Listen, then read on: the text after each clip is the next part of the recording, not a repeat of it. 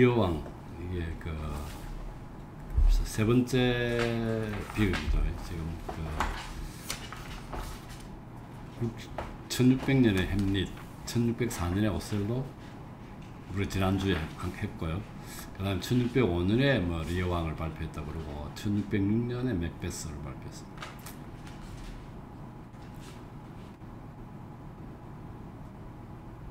이게 지금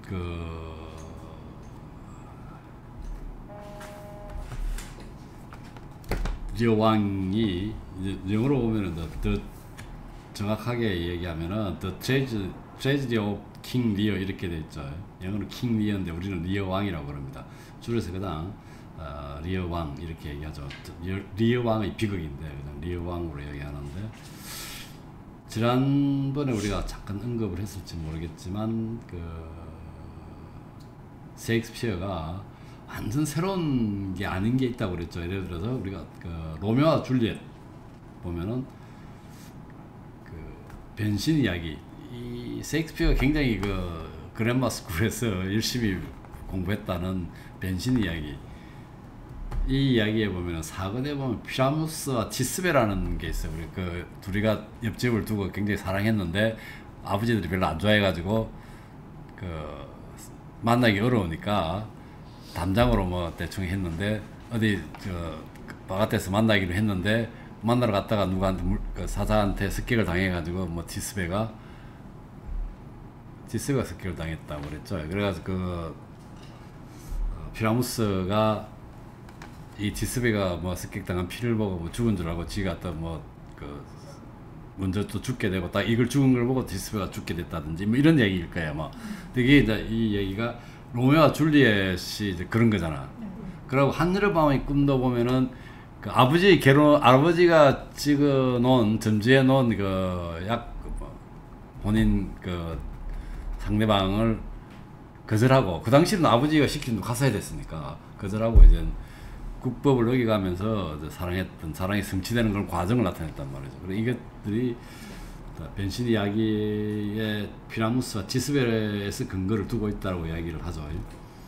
그렇듯이 이 리어 왕도 연대기 있어요. 역사를 적어놓은 연대기에 보면은 레이 왕이라는 게 나와요. 레이 왕. 근데 이것도 연극이 있다고 그래요. 레이 왕과 그의 세 딸들, 혹은 레이 왕과 그의 세 딸들의 진정한 역사, 이래가지고 이 연극이 상영됐다 그래요. 근데 인터넷 뒤져보니까 자료를 구하기 좀 어려워요. 그래서 이 레이 왕과 그 세 딸들은 굉장히 희비극인데 희극으로 끝난 거죠. 좋게 끝났단 말이죠. 그래서 이제 일설에 의하면 셰익스피어가 이 희비극에 사보타지 나왔다, 그러니까 비극으로 바꿔버린 거죠. 그래서 그런 이제 이야기가 있습니다.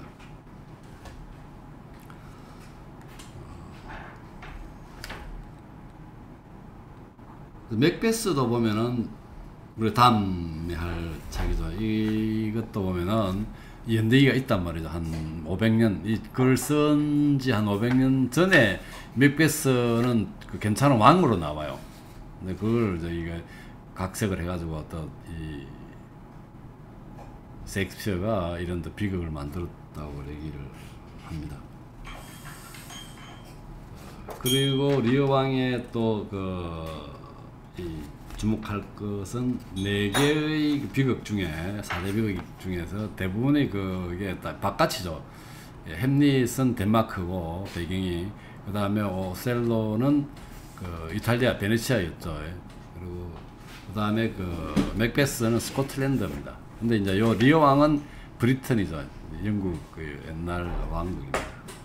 브리튼 배경이죠. 그래서 유일하게 영국 배경이라고 이야기를 합니다.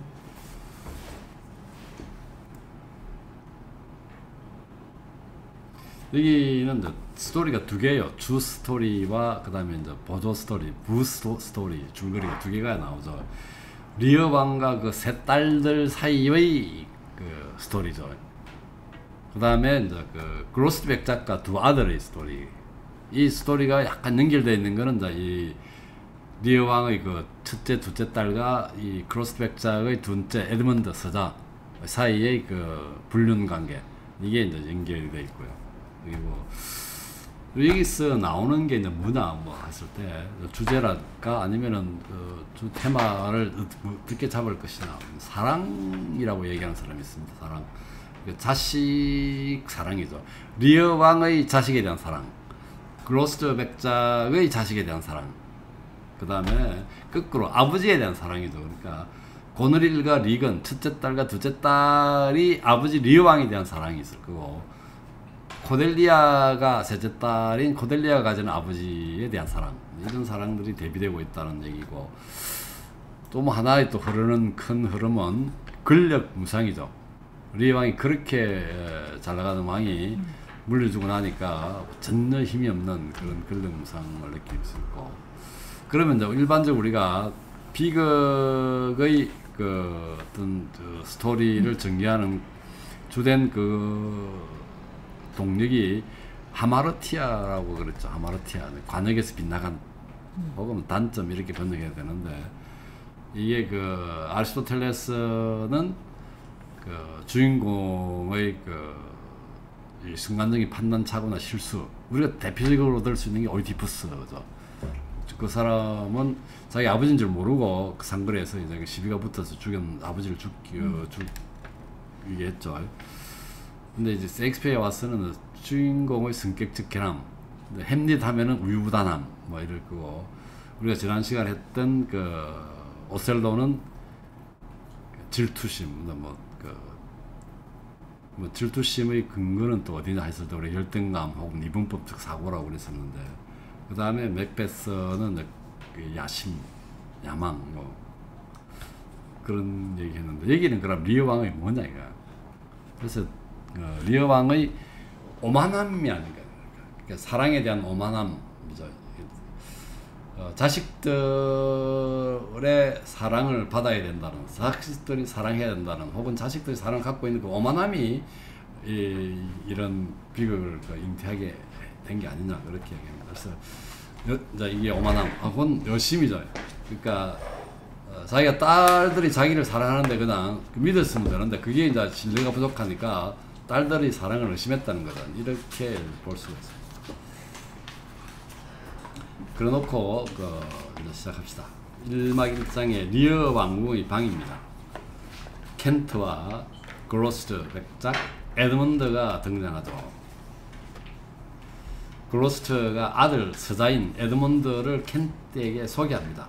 그러면서 이 사람이 한마디 하는데, 10쪽에 보면은 32행에 보면은 얘는 9년 동안 나가 있었는데 또다시 내보낼 겁니다. 에드먼드는 자기보다 한두 살 많은 형이 있다고 그랬죠. 에드가 있는데 적출이죠, 그 사람은. 근데 이 친구는 이제 이렇게 내보낼 겁니다 하니까 자기가 이제 국외로 쫓겨나야 되잖아. 그런 데 대한 이제 양심이 좀 있을 거 아니에요.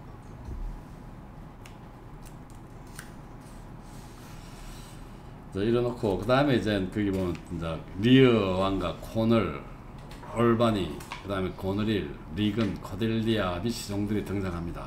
그래서 프랑스와 버건디도 추가되죠. 이제 프랑스와 버건디는 프랑스 왕이고 이제 버건디 공작인데, 코델리아의 그 예비 약혼자라고 볼 수 있죠.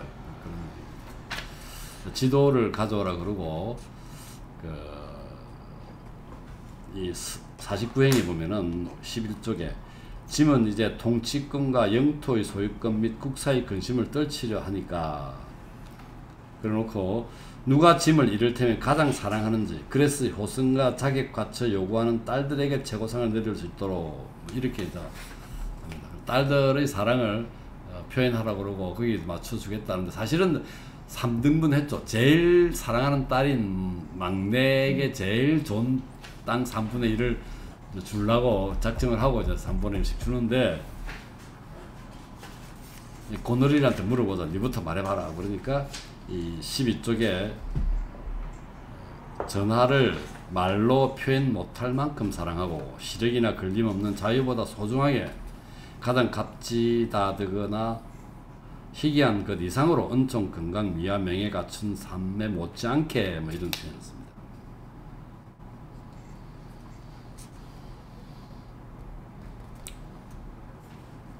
그러면서 코델리아는 뭐라 하지? 사랑으로 침묵하라 뭐 이런 방백을 얘기하죠. 리건도 마찬가지로 물어보니까 언니와 타고난 자질이 같사오니 사랑도 같은 값이옵니다. 뭐 이런 식으로 온갖 아부를 사탕 발린 말로 좋은 표현을 합니다. 근데 코델리아한테 물어보니까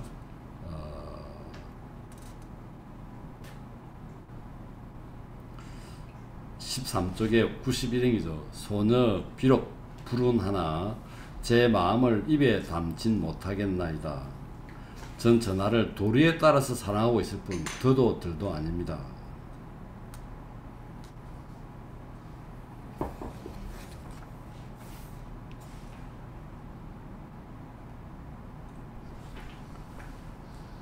전하께서 사랑을 줬기에 합당한 의무를 보다 복종하고 사랑하며 가장 존경합니다. 그런데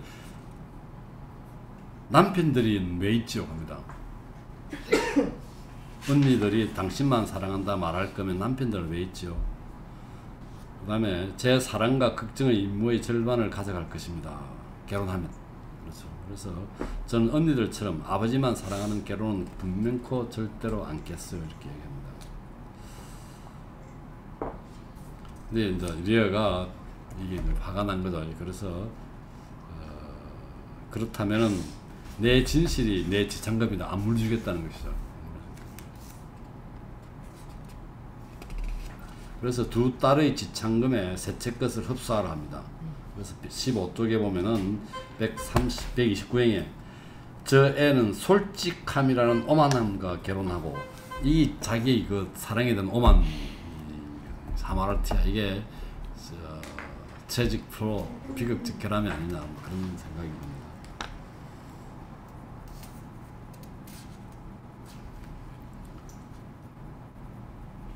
그래서 거기 보면은 135행에 왕이라는 이름과 경칭만 다 가지고 통치권, 조세권, 집행권은 사랑하는 사이인 자네들의 것이며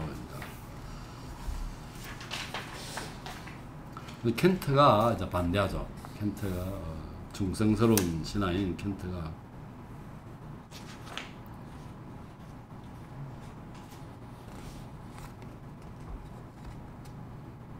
상속을 취소하러 갑니다. 117쪽이죠. 163행에 그래요 당신 너사 죽이고 더러운 병에게 사례비를 내리시오. 상속을 취소해요. 안 그러면 목청이 터지도록 외치겠소. 당신은 악행을 금한다고. 그래서 여섯째 되는 날 이 나라를 떠나라고 합니다. 켄트에게 리오 왕이.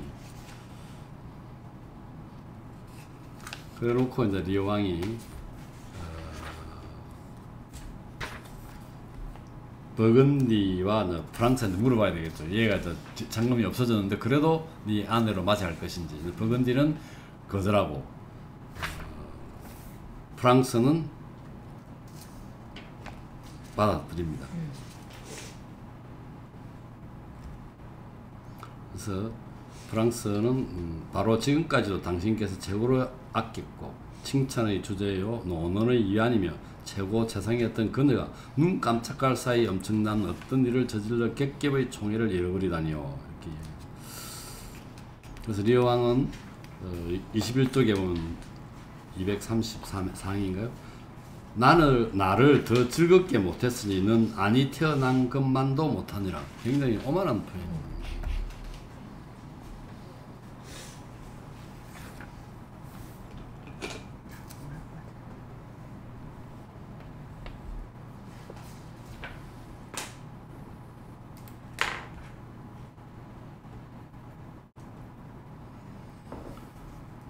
그래서 언니들과 작별합니다. 작별하는데 언니들 둘이가 그 속셈을 드러내놓죠. 늙어서 망령이 난 거야. 뭐 이런 얘기. 그 다음에 우리 뭔가 해야 돼. 당김에 말이야. 그래서 업무를.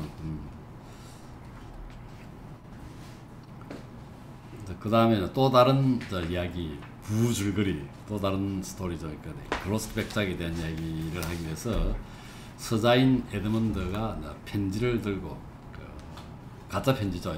행이 보냈다는 가짜 편지를 들고 등장하는데 이제 자기가 우리 홍길동에서 뭐 그런 얘기들 전출에 대한 부당한 그런 얘기들을 꺼내고 있고요.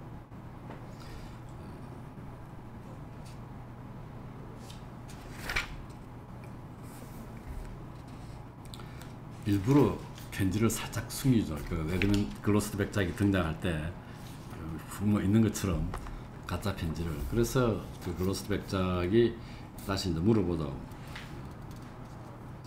뭐냐 그러니까 아무것도 아니라니까. 그 재밌는 표현이 좀 아무것도 아닙니다. 없습니다. 그래. 뭐 있느냐 그러니까 없습니다. 그러니까 26쪽 제일 마지막 줄에 없음의 본질은 그 자체를 숨길 필요가 없는 법 어디 보자.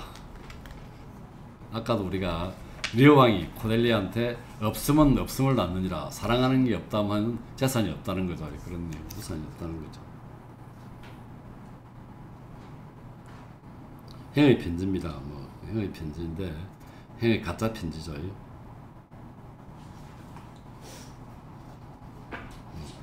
뽐뿌질하죠. 크게 비난받을 만한 내용입니다.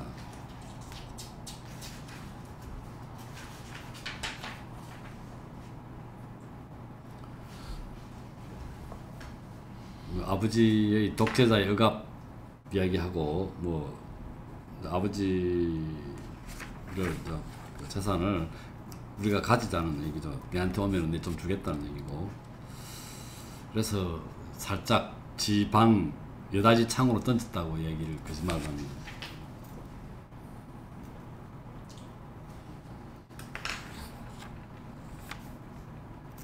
그 당시에 일식과 월식이 좀 있었던 것 같아요. 이러니까 이런 표현이 있었죠. 그래서 30쪽에 보면은 네 번째 줄에 최근의 일식과 월식은 우리에게 좋은 징조가 아니야 이런 식의 표현.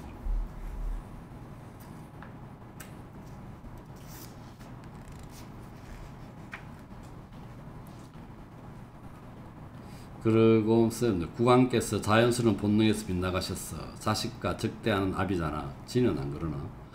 우리의 최고 시즌은 지나가서 술책과 허위, 배신과 온갖 파괴적인 재앙들이 무덤으로 가는 우리 뒤를 걱정스럽게 따라와 해놓고 그런데 고결하고 충성스러운 켄트가 추방돼서 제목은 정직이야.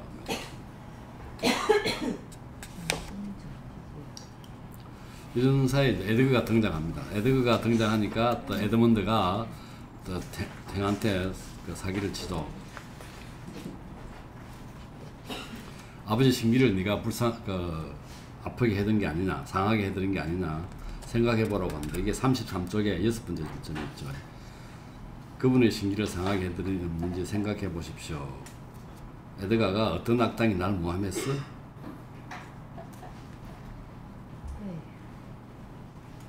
그래서 에드먼드가 행님, 최상의 충고입니다. 이제 아버지 만나지 마라 그러죠.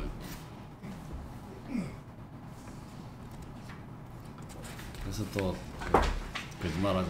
저는 행님 편입니다. 나가라 합니다. 아버지 만나지 말고.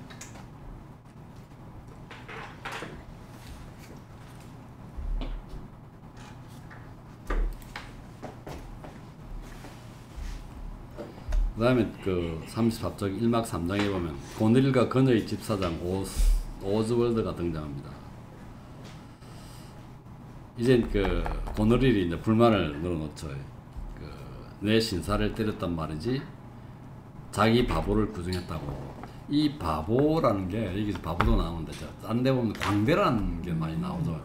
근데 옛날에 우리 그 왕의 남자인가? 뭐 우리 그런 나왔듯이 광대가 그 당시에는 좀 귀족이나 왕 주변에 좀 있었나 봐요.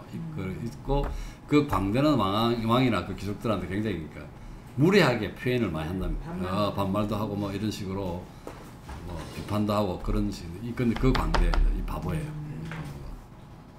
자기 바보를 구중했다고 내 신사를 때렸단 말이지. 고넬이.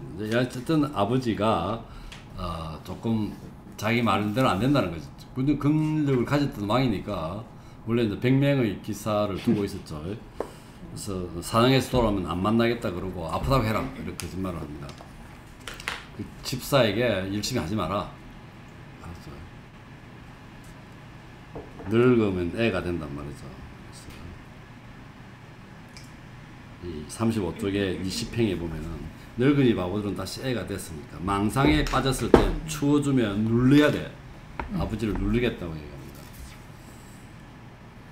아버지를 사랑하거나 효심은 뭐 그냥 같다는 얘기죠.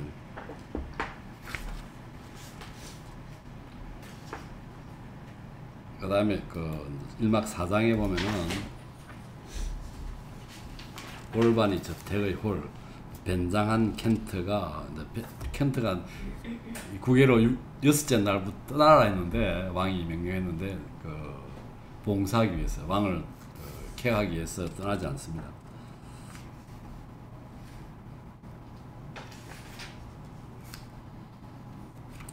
그래서 리어하고 만나게 되죠.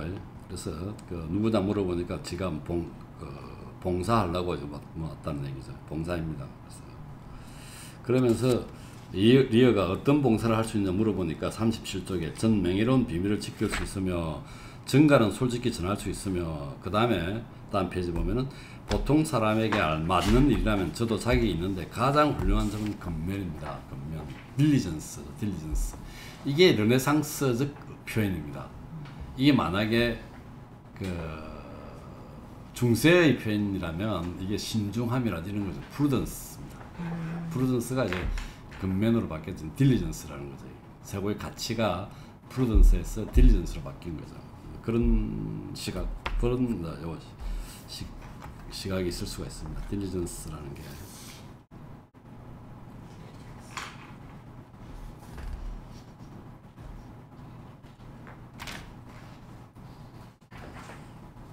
그래서 거기 이제 다른 어디 있나 물어보니까 오즈월드라는 그 사장이 실례합니다 하면 퇴장합니다. 뭐 얘가 어쨌든 이 예우를 제대로 못 받는다고 자기 기사들이 이야기를 하죠. 그럼 39쪽에 제일 마지막에 보면은 저나 막내 아가씨께서 프랑스로 떠나신 이유는 코델리아죠. 바보가 몹시 초췌해졌답니다. 그 얘기는 그만해라. 나도 잘 알고 있다. 이 말에 막내 딸에 대한 약간 애정을 갖고 있지 않았느냐는 그런 표현 우리가 읽을 수 있다고 볼 수가 있죠. 그리고 이제 딸에게 이야기 좀 하고 싶다는데 바보를 이리 불러오라고 하는데 거기 40쪽에 보면은 오 자네 이리 좀 와보게 내가 누구든가 물어봅니다. 그 다음에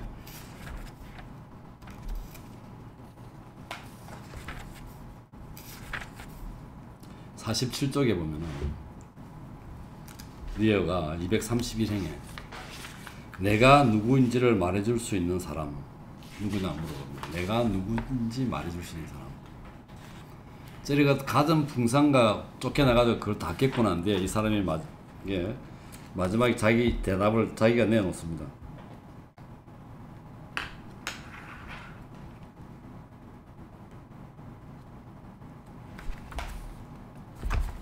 (159쪽에) 보면은 159쪽에 60평에 159쪽에 60평에 보면은 난 대단히 어리석고 멍청한 노인입니다. 이런 풍상을 겪고 고통을 겪으면서 나중에 자기 성찰이 일어났다. 그래서 이게 셀프 리프렉시브니스 뭐 이런 식으로 표현하면 이 리어 왕의 자기 성찰이라는 거예요. 자기 느낌, 이를 자기 깨달았다는 거죠. 대단히 어리석고 멍청한 노인은.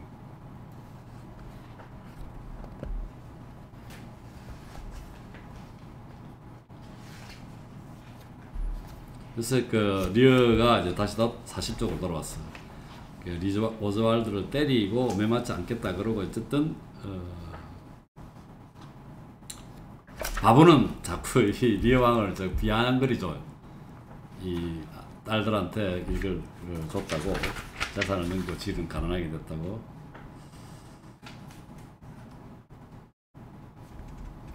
그러면서 우리가 세익스피어가 어떤 경구들을 많이 했다고 그러죠. 거기다 보면은 42쪽에 바보가 120평에 아저씨 잘 들어봐. 가진 거 다 보여주지 말고 아는 거 다 말하지 말고 있는 거 다 빌려주지 말고 뭐 이런 말 나옵니다.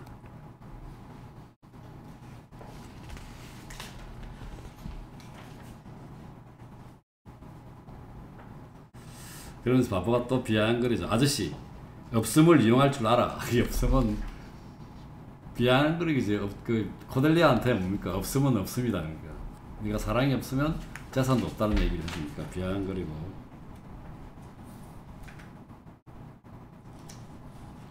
이 140평에 신랄한 바보와 친절한 바보의 차이점은 아니? 이렇게 물어봤는데, 야 이거 참. 그 내가 갖고 있는 그 봤던 그 원서에는 신랄한 바보는 bitter fool입니다. A bitter fool이고 친절한 바보는 sweet fool이에요. 그렇게 돼 있습니다.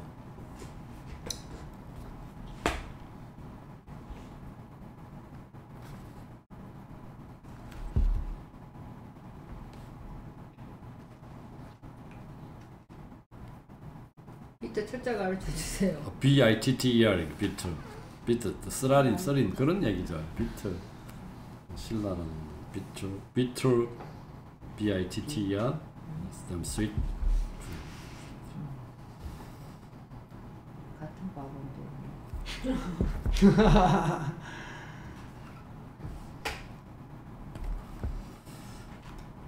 근데 이 그 바보는 계속 이렇게 리왕을 빈둥거리면서 비아냥거립니다. 약간 비판하죠. 이런 게 이 광대나 바보 역할. 일단 그 당시에는 이런 사람들이 있었대요. 옆에. 광대 등산.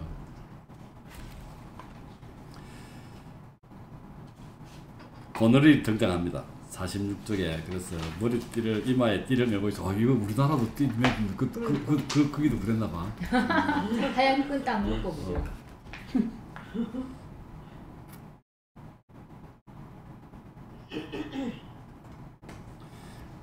자, 그래놓고 이제 또 바보가 또 놀리죠. 아까 우리가 딱 47쪽에 제일 밑에 줄에 내가 누구인지를 말해줄 수 있는 사람. 그러니까 바보가 뭡니까? 니의 그림자지. 니 헛살았다는 거야. 니는 지금 니 자신으로 안 살고 이 그림자라는 말이 실체가 없는 거잖아요. 실제가 없는 그런 신랄한 약간 비판이죠. 그런 얘기.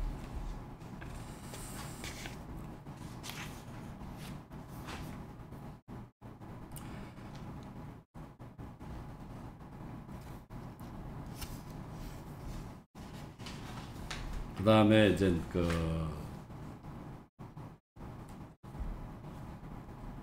올바니는 사람이 좀 착한 것 같죠.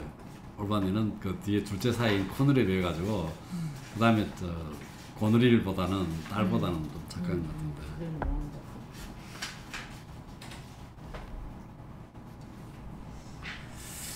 50쪽에 보면은 자꾸 이제 이게 고너리를 뭐 하니까 이게 리어가 한 말 중에 밑에서 5번째 줄점에 은혜 잊은 자식을 두는 게 독사의 이빨보다 얼마나 더 날카로운지 느끼게 해주소서. 떠나자.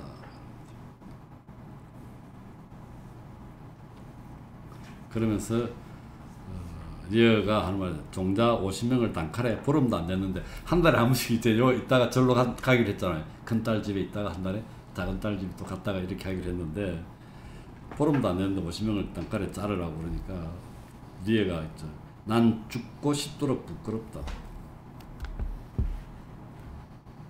이 리어가 계속 이제 회한을 이제 이렇게 자기 느끼게 되는 거죠.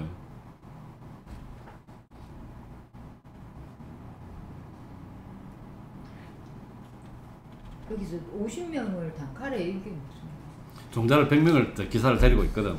리왕이. 그러니까 고너리의 입장에서는 100명 갖고 있으니까 두 가지 문제가 있겠죠. 아까 위험하고 위험하고 비용이라고 그랬잖아. 위험하다는 것은 그 사람이 세력을 모아다가 자기가 공격할 수 있으니까 위험한 거고, 비용이 들잖아. 그 사람 먹이 살려야 되니까. 그러니까 50명을 줄이라는 거야.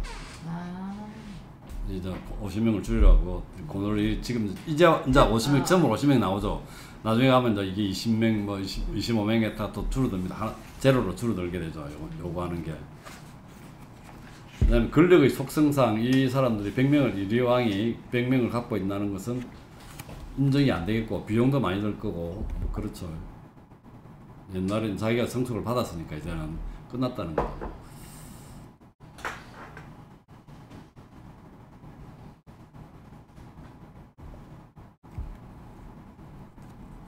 그리고 오늘이 아까 이제 52쪽에 330행에 보면은 지나친 믿음보다 안전해요. 이게 사람을 좀 줄여야 돼. 그 다음에 언제나 해입지 않을까 금내는 언제나 그 원인을 없애야죠. 그의 마음 알아요. 그가 뱉은 말들을 동생에게 전했어요. 그와 기사 100명을 동생이 부양하면 폐단을 지적해 줬는데도 이럽니다. 그래서 오스왈드 만테 동생에게 쓸 편지를 쓰라고 했죠. 동생한테 보낼 편지를.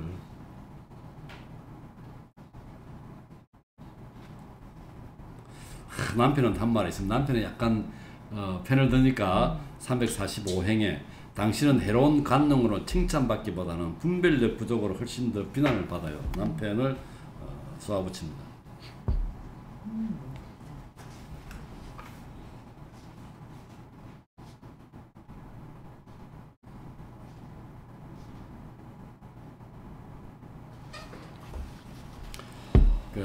리어는 켄트에게 글로스 백작한테 편지를 들고 보내죠.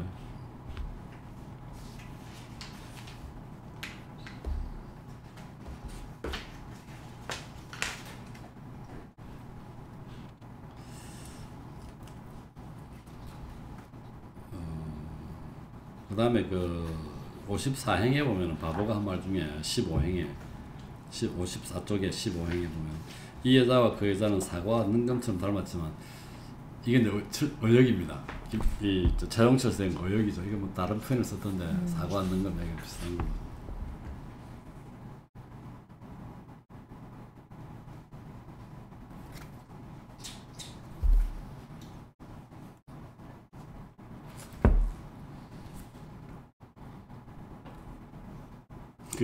바보는 계속 이렇게 또 한마디 하면 56쪽에 보면은 45행에 당신은 현명해지기 전까지 늙지 말았어 했어. 철들 들었어.